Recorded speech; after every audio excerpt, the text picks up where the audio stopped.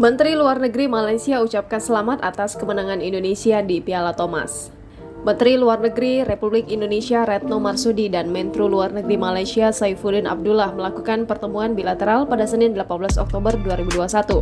Menteri Luar Negeri Malaysia pun menyampaikan ucapan selamat atas kemenangan Indonesia dalam pertandingan bulu tangkis Piala Thomas 2020. Saifuddin mengatakan rakyat Malaysia juga ikut bergembira atas kemenangan yang berhasil diraih Indonesia di Piala Thomas tahun ini.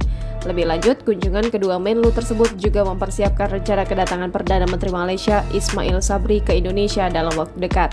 Maka dari itu, kedua Menlu melakukan pertemuan bilateral sekaligus untuk membahas sejumlah isu bilateral di aspek kesehatan, perlindungan warga negara, serta isu di kawasan ASEAN terkait Myanmar.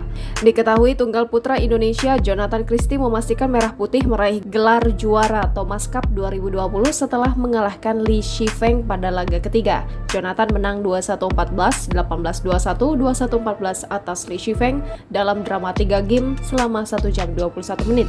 Dengan kemenangan Jonathan yang tampil pada partai ketiga, Indonesia dipastikan keluar sebagai juara Piala Thomas 2020 dengan mengalahkan Cina 3-0. Jangan lupa subscribe, share, komen, dan like ya!